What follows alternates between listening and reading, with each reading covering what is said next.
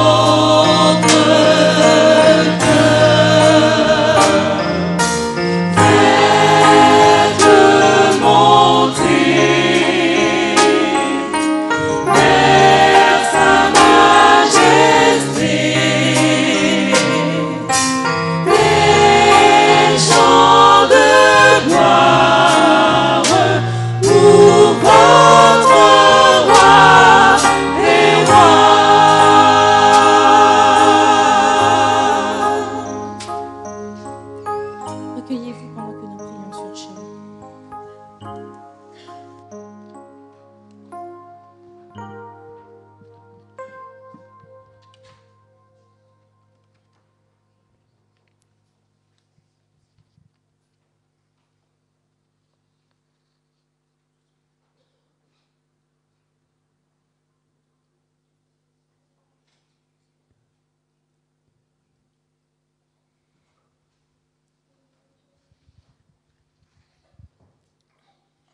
Êtes-vous triste ce matin?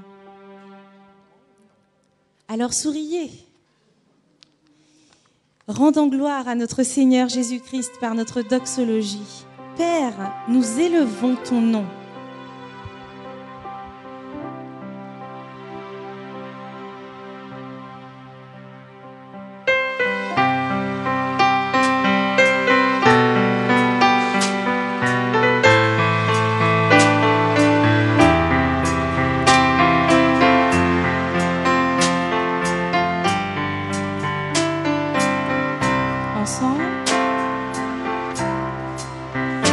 Tu es vivant, tu es si grand, mon Dieu puissant, et nous bénissons ton nom, car tu règnes éternellement.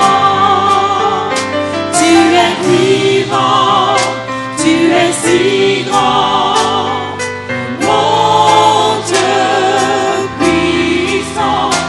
Dans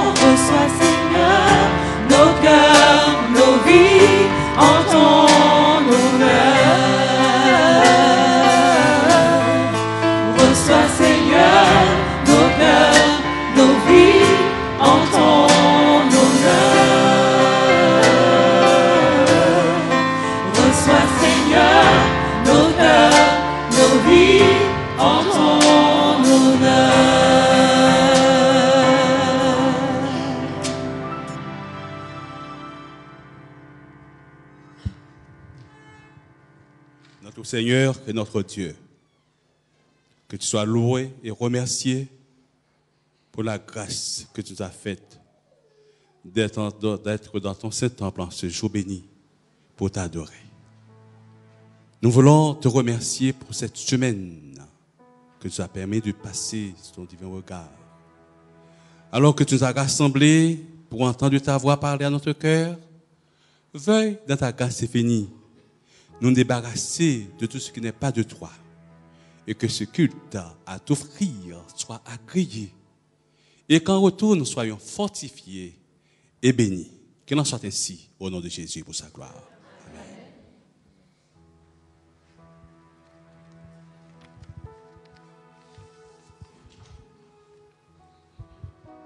Bonjour à tous. Alors aujourd'hui, c'est un jour saint et béni, c'est le jour du sabbat. Alors j'aimerais vous accueillir d'une façon spéciale. Après une semaine chargée, tu es sans doute épuisé. Alors n'hésite pas à déposer tes fardeaux à ses pieds. N'oublie pas qu'il peut t'écouter et qu'il veut aussi t'apaiser. N'oublie pas non plus de le remercier, car il t'a tant aimé qu'il a pris tes péchés afin que tu sois sauvé. En ce jour saint, de ce poids, il désire t'alléger, afin que tu sois dans la joie et non plus affligé. Mon frère, ma sœur, il est temps, il est l'heure, que tu entres dans la joie de ton Sauveur. Profite de ce sabbat avec bonheur, et que la paix du Seigneur Jésus soit dans ton cœur. Visiteur, membre ou qui que tu sois, bienvenue à toi et à tous, bon sabbat.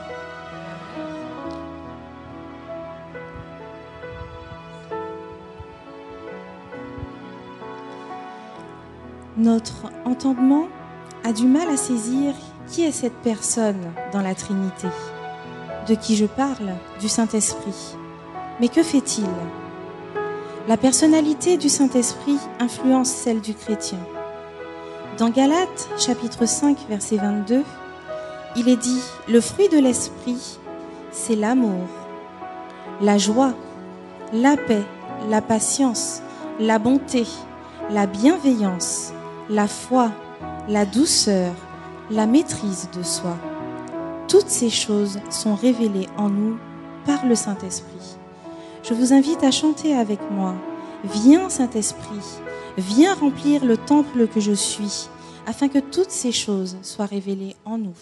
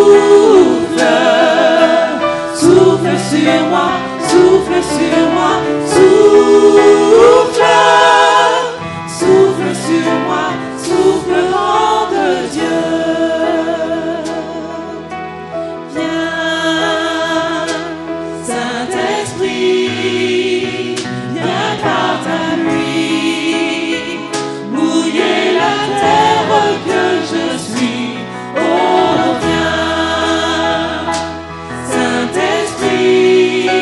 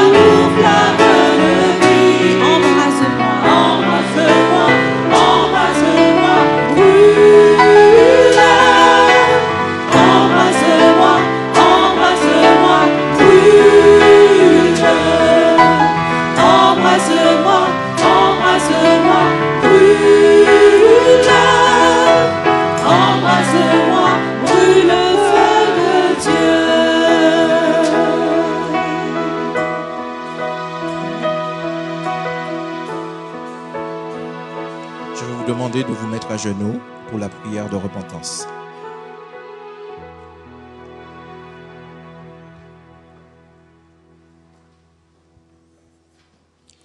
Saint, saint est le nom de l'Éternel. Gloire à son nom. Majesté est son nom. Roi des rois est son nom.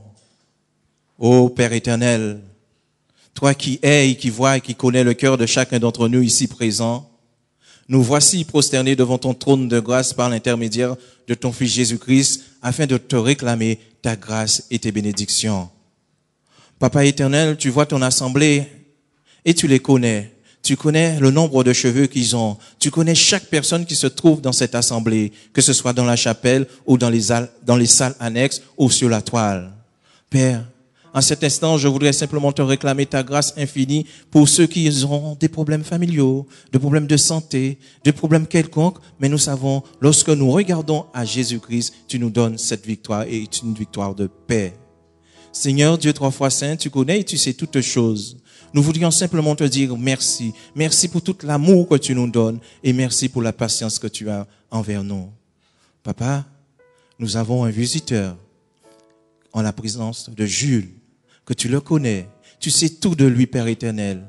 Et c'est lui qui va donner le pain de vie à ton assemblée, Père éternel.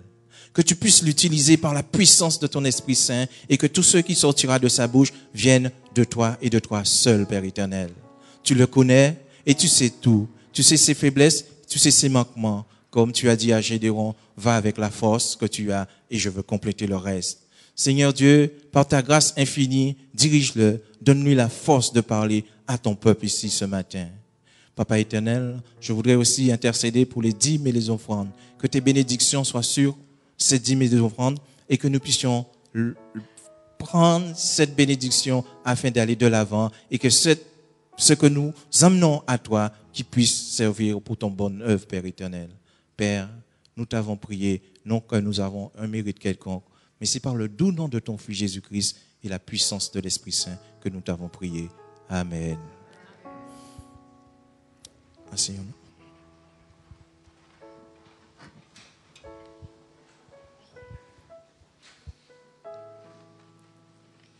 Il est temps de louer Dieu.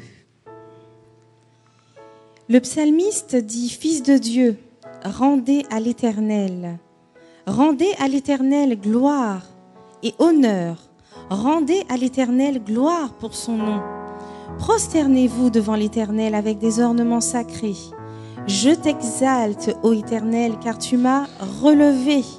Tu n'as pas voulu que mes ennemis se réjouissent à mon sujet. Éternel mon Dieu, j'ai crié à toi et tu m'as guéri.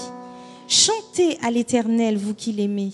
Célébrez par vos louanges sa sainteté. » J'ai lu le psaume 29.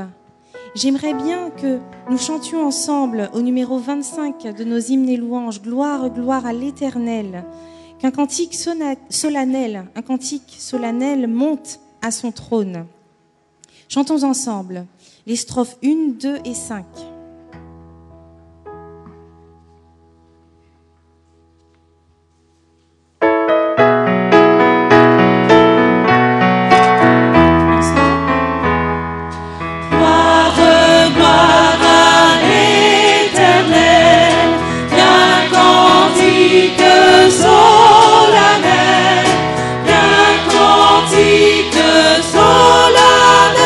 Le nom de monte à son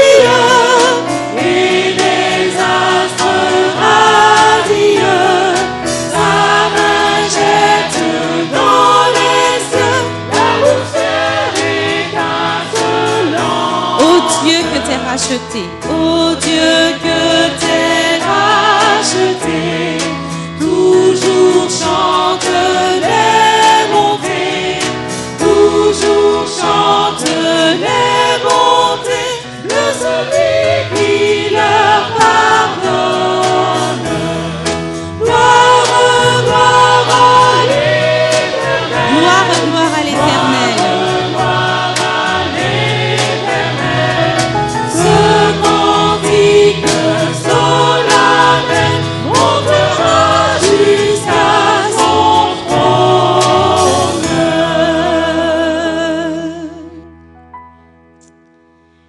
Vous voulez encore louer l'Éternel?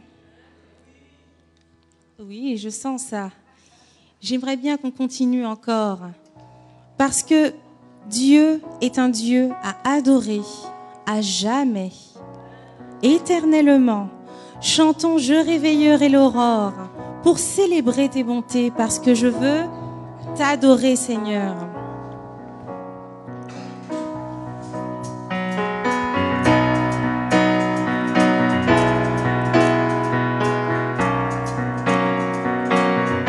Ensemble. Je réveillerai l'aurore pour célébrer tes bontés. Je t'apporterai au Seigneur le fruit de mes lèvres. Près de toi je suis tranquille, je chanterai tes louanges.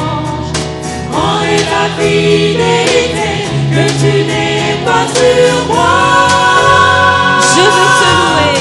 Je veux te louer et t'adorer à jamais. Je veux te louer, aimer de plus en plus. Je veux te louer et t'adorer à jamais. Je veux te louer, Seigneur. Je réveillerai l'aurore Je réveillerai l'aurore pour célébrer tes bontés. célébrer tes bontés. Je t'apporterai au Seigneur le fruit de mes lèvres. Près de toi je suis tranquille, je chanterai tes louanges. Grande est ta fidélité, que tu n'es pas sur moi. Je veux te louer et t'adorer à jamais. Je veux te louer, aimer de plus en plus. Je veux te louer et t'adorer à jamais. Je veux te louer, Seigneur. Je veux te louer, Seigneur. Je veux te louer et t'adorer à jamais. Je veux te louer, aimer de plus en plus. Je veux te louer et t'adorer à jamais. Je veux te louer, Seigneur.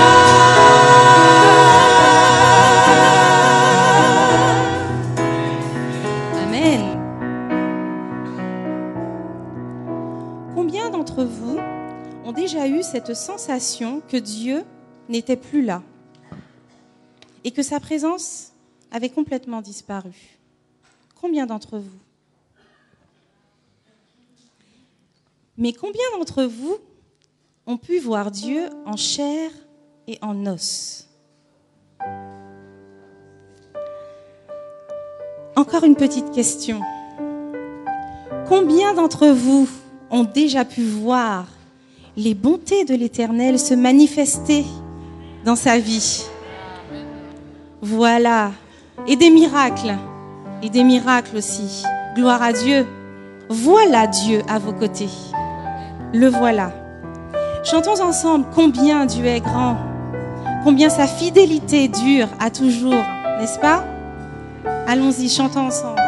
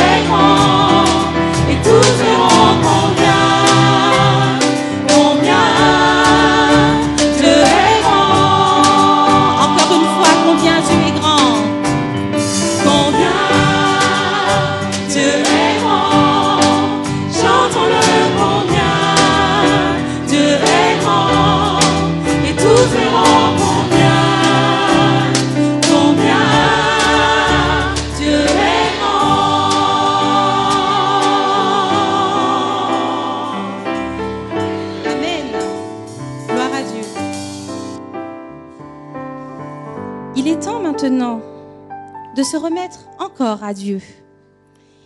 Aujourd'hui, le Seigneur nous comble de ses bienfaits, n'est-ce pas? Et selon le contrat qu'il a passé avec l'homme, La 10e partie de son revenu doit lui être restituée. Il a fait de nous des économes. Et au sujet de la 10e partie des biens qu'il nous a confiés, il dit « Elles m'appartiennent ». Nous devons donc lui rendre cette 10e partie. C'est le Christ qui a présidé à cet arrangement. Les diacres et les diaconesses passeront parmi nous afin de recueillir les dîmes et les offrandes que nous avons apportées. Et nous chanterons au 334 « C'est mon joyeux service ».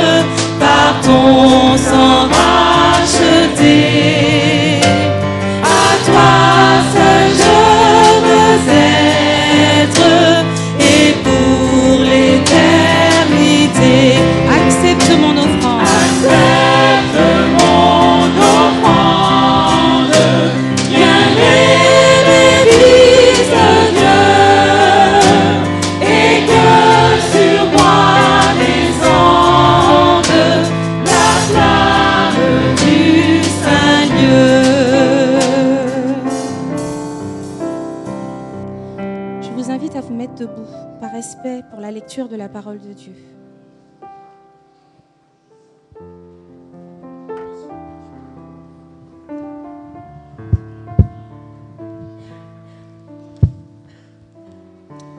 Nous allons prendre ensemble Galates 6 au verset 7 à 9. Ne vous y trompez pas, on ne se moque pas de Dieu. Ce qu'un homme aura semé, il le moissonnera aussi. Celui qui sème pour sa chair, moissonnera dans la chair de la corruption. Mais celui qui sème pour l'esprit, moissonnera de l'esprit la vie éternelle. Ne nous lassons pas de faire le bien, car nous moissonnerons au temps convenable, si nous ne nous relâchons pas. Amen.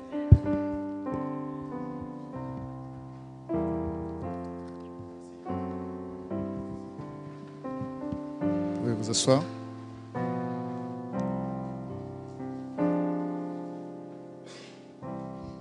Pierre l'a dit dans sa prière, nous avons avec nous un invité. En fait, nous avons la joie aujourd'hui d'avoir avec nous le pasteur Florestal Jude, qui nous vient de l'Union de la Guyane française. Il est pasteur dans cette région de l'Œuvre. Je l'inviterai à se mettre debout. Je ne le connaissais pas. C'est un collègue et c'est une joie pour moi de le rencontrer. Il connaît certains collègues que je connais, comme Dacruz, Antonio, Mathias, qui ont fait leurs études à Collonges. Oui. Voilà, nous sommes heureux de t'avoir avec nous aujourd'hui, en tout cas de te donner la possibilité d'exhorter l'Église.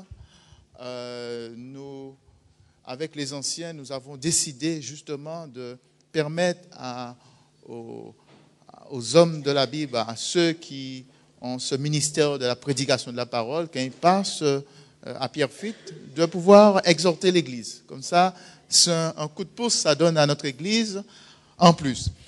Et notre pasteur, il est responsable de l'Église de Saint-Laurent. Mana, c'est un district en Guyane. Il est aussi aumônier à l'école de l'Espérance. Persévérance. Il a son fils avec lui, il est marié, il a 4 enfants, il a sa fille. Une des filles. Elle est là? Elle est où? Ah, voilà. Ok, donc tu transmettras les salutations à tes frères et sœurs, aussi à maman qui n'est pas ici. Transmets les salutations aussi à toutes les églises de la Guyane et aux chers collègues dont j'ai cité le nom. Merci, bienvenue, que Dieu t'utilise et qu'il te donne les mots qu'il faut pour nous parler en ce matin. Amen.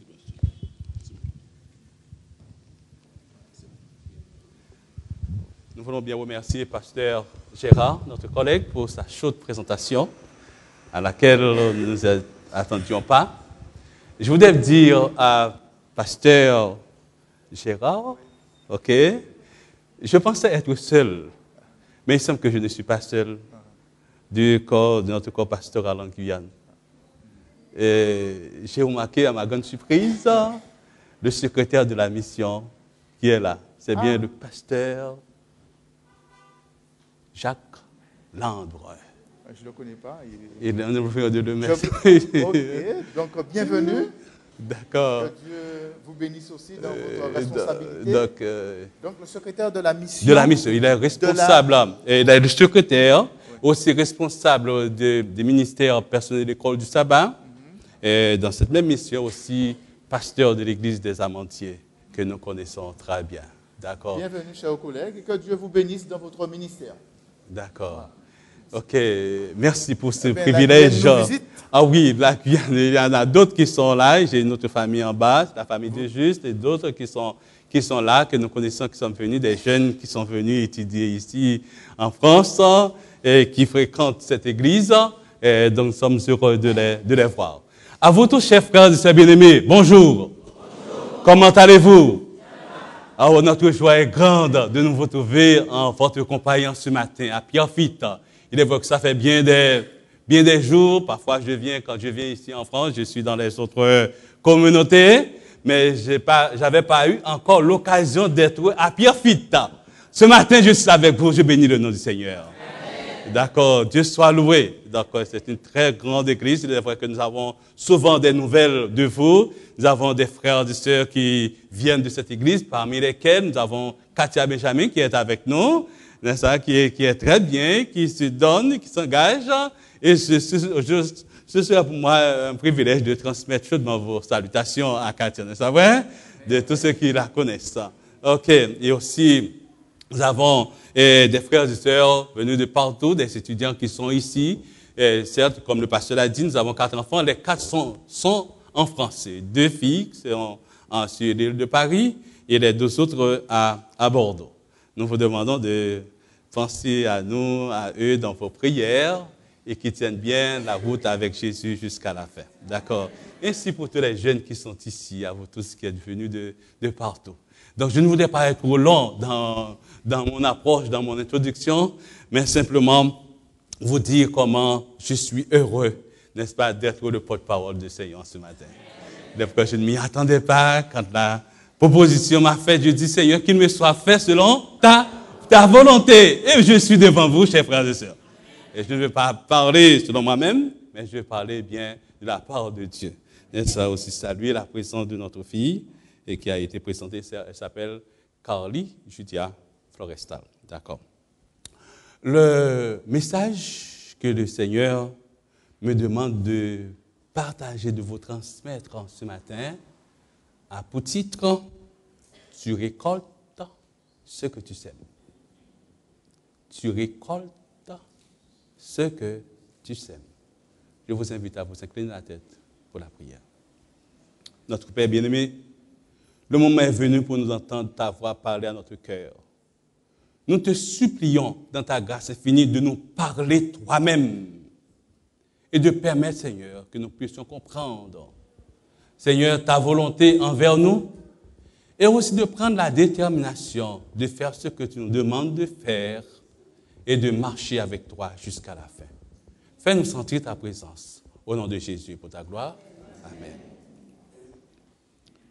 Tu récoltes ce que tu sèmes. On raconte l'histoire de l'un des présidents français, celui de Louis XI, roi de France dans les années 1461-1483, cherchant un moyen raffiné de torture pour ses prisonniers. Et l'un de ses courtisans, de ses coéquipiers, de ses ministres, lui suggéra de construire une cage pas assez longue, n'est-ce pas vrai? Pas assez longue pour se tenir, pas assez haute pour se tenir debout, et aussi pas assez longue pour s'y coucher, et ni assez haute pour s'y tenir.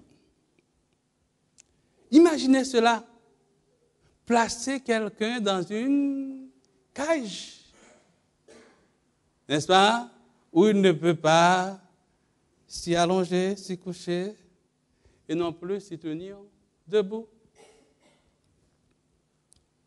Imaginez cela. Le roi fut enchanté de cette suggestion.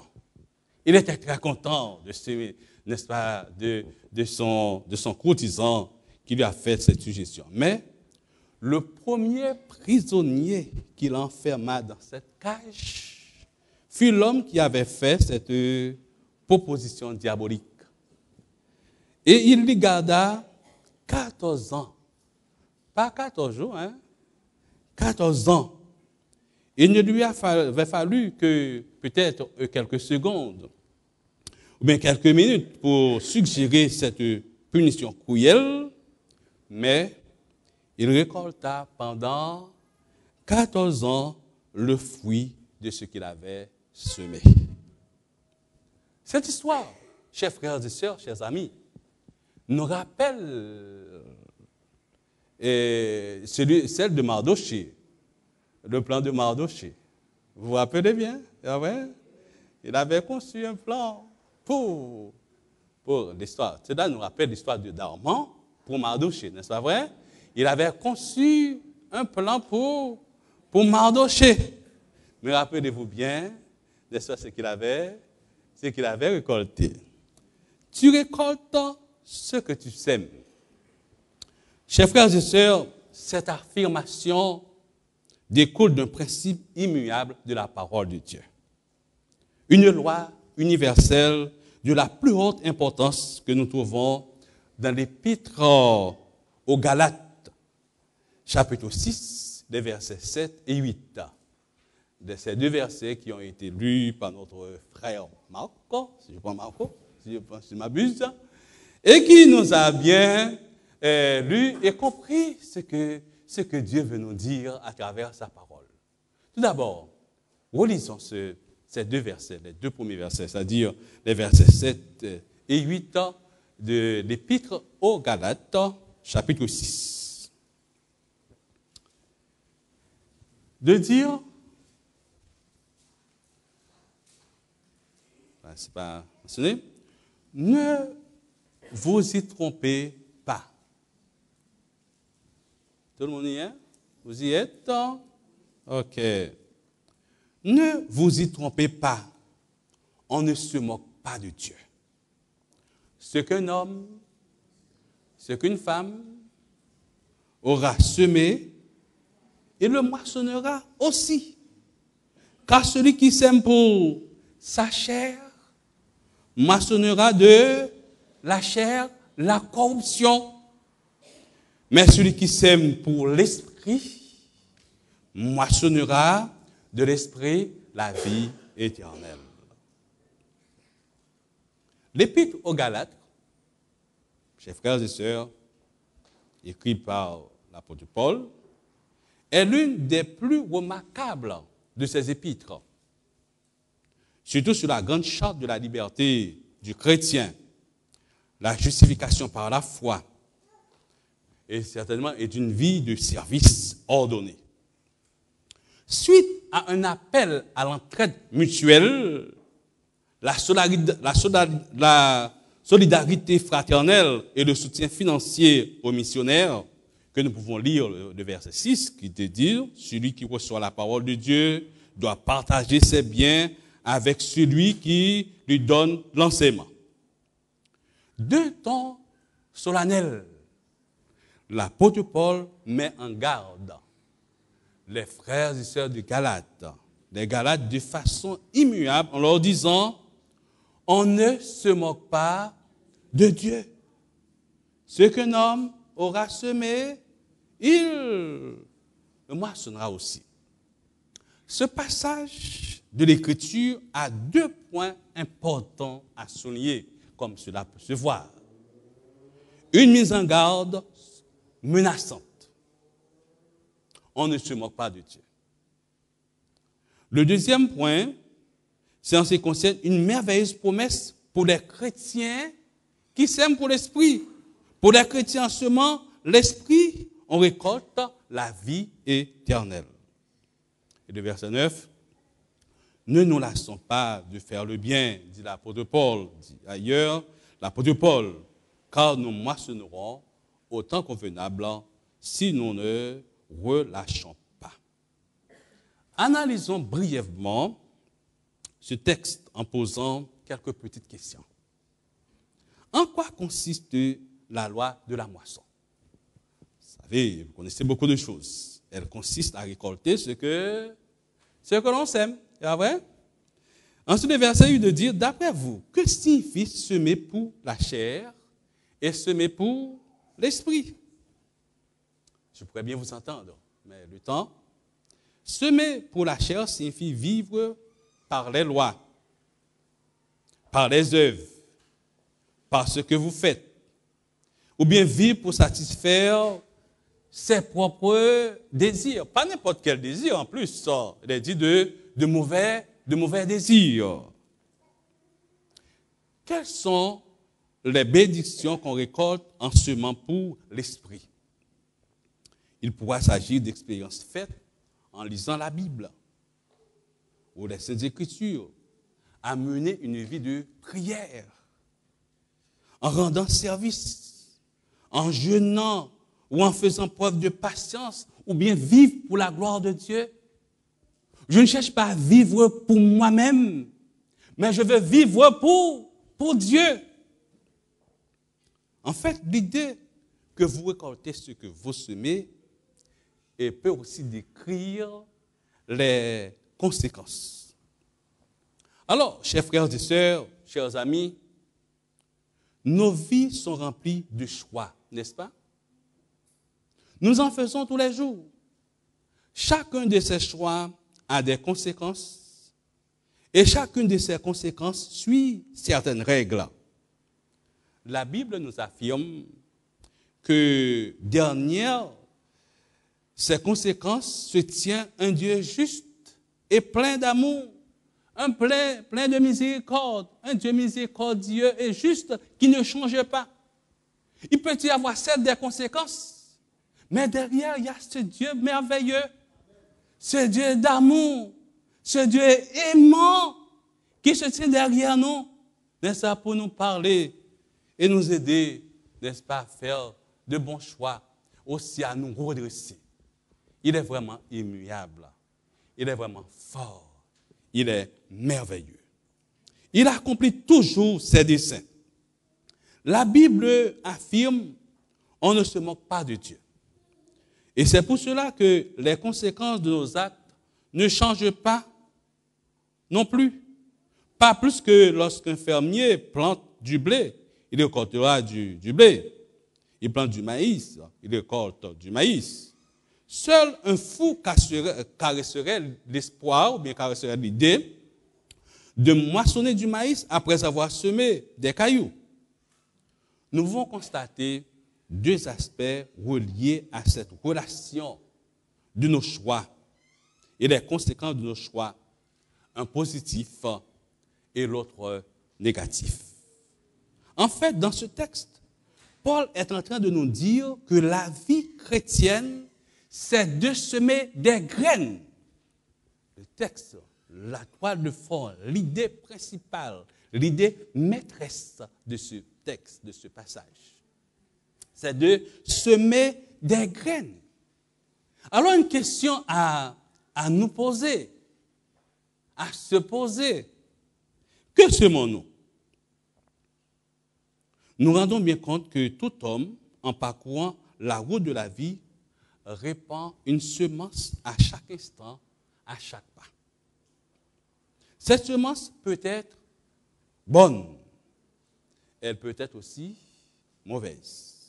Tôt ou tard, cette semence qui consiste en pensée, en parole ou acte, germera et portera du fruit.